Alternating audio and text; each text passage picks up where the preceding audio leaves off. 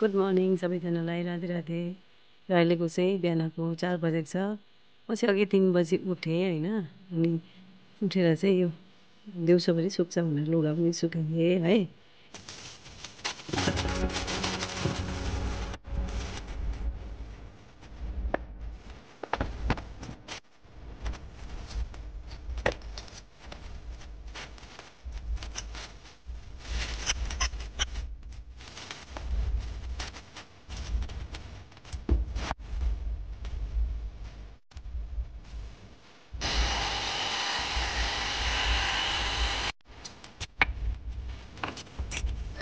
Hello everyone, नमस्ते, स्वागत छ हाम्रो युट्युब च्यानल देवानी जेठानीमा। र आज हामी कहाँ जाँदैछौँ? आज हामी जाँदैछौँ चारधाम सिक्किम नाम्ची। त एउटा यो छोरोको भाकल थियो होइन, त्यसलाई चाहिँ अब पुरा गर्ने भनेर चाहिँ अब हामी हिँडेको। 5 वर्षको भाकल थियो होइन, 5 वर्ष भइसक्यो होइन भाकल गरेको, तर अब पुरा गर्नै सकेको थिएन। र आज चाहिँ अब जाने भनेर चाहिँ हामीहरू अब रेडी सेडी भएको छौँ र गाडी पनि आइपुग्यो र छ भनेर चाहिँ ठुल्ठुलो लुगा लगाएको छौँ। अब हेरौँ कस्तो हुन्छ। र आज चाहिँ हामी तपाईँलाई नाम्चीको टुर दिनेवाला छौँ, हेर्दै गर्नु होला।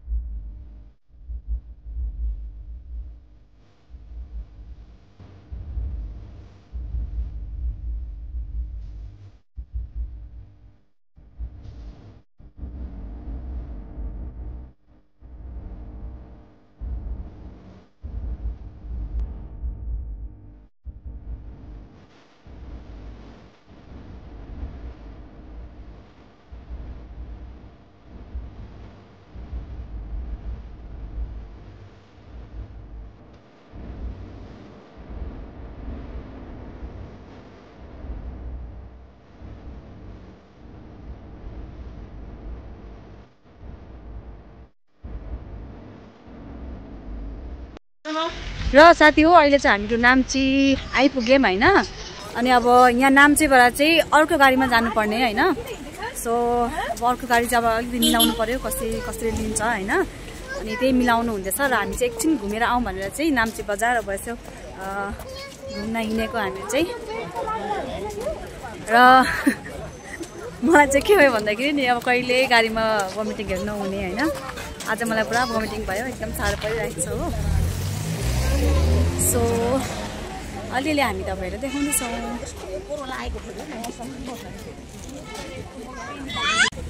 र यहाँ चाहिँ यस्तो फ्रेसहरू सागहरू सब्जीहरू होइन यस्तो पाउँछ होइन। एकदम मिठो हुन्छ। अब पाहाडको साग सब्जी भनेको चाहिँ वाउ नै हुन्छ कि। र अलिकति यताको भ्यू पनि देखाउँदैछु म हो।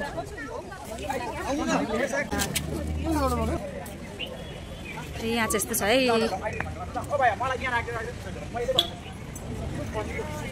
यता आउनु।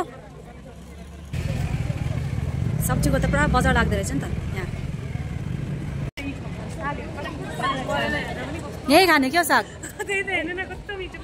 दादाले यहीँबाट लानुहुन्छ अरे सब्जीहरू, यहीँबाट ल्याउनुहुन्छ अरे सब्जीहरू। फुल्यो आमा कस्तो राम्रो देखेको अन्त। र गाडी चाहिँ एकछिन हामी घुमेर आयौँ। अनि अब गाडी पनि रेडी भयो। अहिले हामी गाडीमा जाँदैछौँ। गाडी के भयो ए। अनि अब यहाँबाट चाहिँ अर्को गाडीमा जाने मन्दिरसम्म। रोड क्रस गर्नुपर्छ। अहिले चाहिँ हामी नाम्ची बजारबाट चारधाम जाँदैछौँ। 1.5 किलोमिटर जति पर्छ अरे। पुगेपछि हामी तपाईँहरूलाई देखाउँछौँ। अनि अघि पनि भनेको बजारबाट चाहिँ हाम्रो गाडी चेन्ज भएको छ। र बाहिरतिरबाट जस्तै अदर स्टेटबाट आउँदाखेरि अरू नम्बरको गाडी लिएर आएको छ भने चाहिँ नाम्ची स्ट्यान्डमा राखेर अनि सिक्किमकै नम्बर भएको गाडी लिएर चाहिँ माथि आउनु पर्दो रहेछ, लोकल गाडी लिएर। अनि हो यो चाहिँ मलाई पनि आजै थाहा भयो होइन। अनि तपाईँहरूलाई पनि यसो सेयर गरेको, आउनु हुँदाखेरि यसो आइडिया हुन्छ।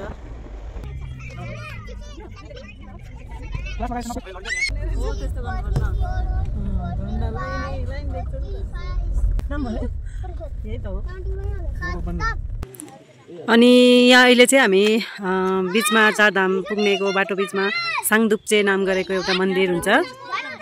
यताबाट उँभो जानुपर्छ, यो चाहिँ होटेल होइन, यहाँको बाटो छ। यहाँ माथिबाट चाहिँ माथि चढ्नुपर्छ, त्यहाँ दर्शन गर्ने पहिला, अनि चारधाम जाने भनेर चाहिँ फिक्स भयो। अनि पहिला चाहिँ साङडुप्चे पस्ने भनेर मजाले लगाइरहेको झन्डा। अब यहाँ हेर्नुहोस् है, सिनारी हेर्नुहोस् है, कस्तो चिसो हावा, कस्तो मजाको पोइन्ट। कस्तो लाग्दैछ त तिमीलाई? कस्तो लाग्दैछ त? यो चाहिँ मेन गेट, गुम्पा जाने, गुम्पा भनौँ मन्दिर भनौँ के हो होइन, यो चाहिँ मेन गेट हो। यहाँबाट जानु पर्यो, टिकट काट्नुपर्छ। यो चाहिँ टिकट काउन्टर, बहिनीले टिकट काटेर आउनुभयो।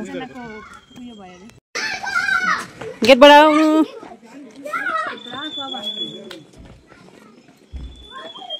तिमी नजाने? मेन पाइलट, मेन पाइलट हो। झन्डै गाडी जान्छ भनेर मक्क, त्यही त हल्का रमाइलो। यो चाहिँ अब अलिकति बाटो चाहिँ हिँडेर पुग्नुपर्छ। ऊ त्यहाँ पर हुनुहुन्छ बुद्ध भगवान्। को राम्ररी हिरोइनी, हिरोइन नभएर हिरोइनी। गुराँसै फुल्दा भनेको त होइन पो रहेछ। अनि बाबा र आमा चाहिँ आउनुहुँदैछ। आमालाई चाहिँ हल्का ठेल्नु पर्दैछ हो, उकालो छ नि त। Help help. साई मन्दिर होइन, यहाँ छौँ हामी।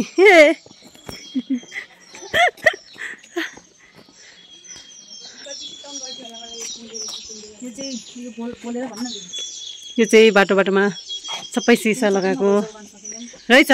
कति राम्रो देख्दैछ ऐनामा। हाम्रो बाबा पनि ऐनामै हुनुहुन्छ। ल हिँड भनिहाल्छन् हो, हिँड्नै पर्छ हो। यस्तो मजाले सिक्किम चाहिँ एकदम फुलको लागि त अब के भन्नु र, तपाईँहरूलाई पनि थाहै होला। तर आज चाहिँ अलिक घाम लागेको रहेछ कि। यहाँ चाहिँ जुत्ता खोलेर राख्नु पर्ने रहेछ। जुत्ता खोलेर राखेर चाहिँ अनि माथि, त्यो माथि चढ्नुपर्ने रहेछ। यहाँ चाहिँ पुरा ठुलो तलदेखिको पाहाडमा टक्क देख्छ यो बुद्ध भगवानको यो मूर्ति हो। यो मन्दिरको नाम चाहिँ साङडुप्चे गुम्पा भनौँ न, मन्दिर गुम्पा जे भने नि भगवानको त हो एउटा। अनि यहाँबाट चाहिँ माथि जानु।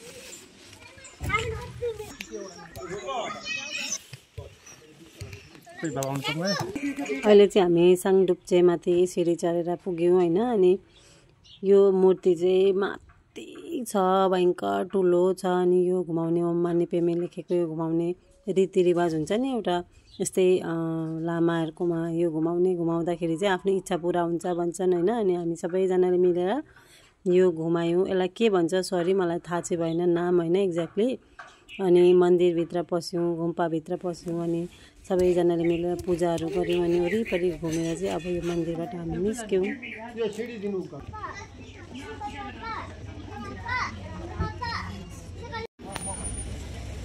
बहिनीले किनेर ल्याइन् पूजा गर्ने सामान। अब जय शम्भु।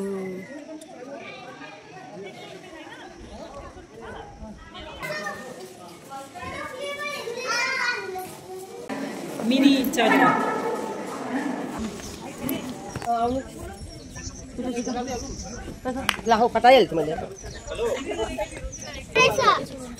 माला लगाउनु पर्दो रहेछ अरे समूले।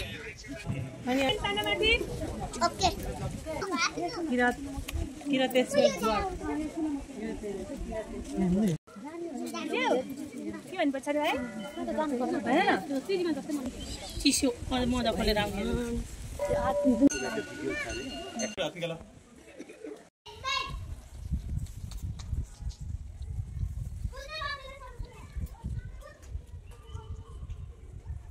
अब चाहिँ यहाँ नानीको पूजाहरू सुरु भयो होइन। यो चाहिँ 3 जना फुपूहरूकोबाट ऊ जन्मिँदाखेरिको अलिकति केही प्रब्लम हुँदा भाकल गर्नुभएको थियो नि त तिनैजनाले, अनि 2 जना चाहिँ केही कारणवश आउनु सक्नु भएन र कान्छी फुपूले चाहिँ सबै पूजाहरू गरिदिनु हुँदैछ, भदैलाई समाउँदै पण्डितजीले जसो गर्नु भन्नुहुँदैछ त्यसै गर्दा भाकल पुरा गरिदिनु भयो। अनि उहाँ पनि खुसी भएर चाहिँ अनि सबैजना रमाउँदै सबैले पालो गर्दै पूजा गर्यौँ।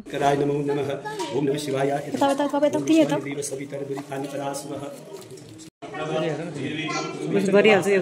अनि यो 4 धामको बिचमा चाहिँ यो ड्रेसहरू चेन्ज गरेर फोटोहरू खिच्ने आजकलको चलन निस्केको छ नि है, त्यस्तै रहेछ। अनि सानो केटाकेटीहरूलाई चाहिँ लुगा लगाइदिएर ड्रेस गरेर चाहिँ फोटो खिचाउने रहेछ, तर फोटो चाहिँ हामीले आफै खिच्यौँ होइन। अनि ड्रेसहरू लगाइदिउँ।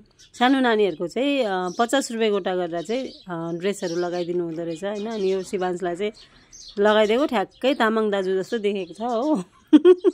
साह्रै राम्रो क्युट देख्ने नानीहरू यस्तो ड्रेसअप गर्ने हाम्रो पनि इच्छा त थियो ठुलोको, तर खोइ के कारणवश हामीले लाउन पनि सकेनौँ, अलिकति टाइम पनि म्यानेज भएन हाम्रो होइन। फोटोहरू खिचायौँ, ड्रेसहरू लगायौँ, साह्रै मजाको देख्ने, दामी मजा आयो। अनि त्यसपछि चाहिँ हामी फेरि फर्केर नाम्ची बजार आयौँ। अब चाहिँ अन्तिम हाम्रो दिनको अन्तिमसम्म आइपुगेको थियौँ र एउटा होटेल एकदम प्योर भेज दामी खाना पाउने एउटा होटेल रहेछ। अनि हाम्रो भाइले चिन्नु भएको थियो, त्यसमा लगेर खाना खुवाइदिनु भयो। हाम्रो दिपक होटेल हो, सेन्ट्रल पार्क नाम्चीमा। तपाईँहरू आइदिनुहोस् होला, प्योर भेज हो। हुन्छ, थ्याङ्क यू।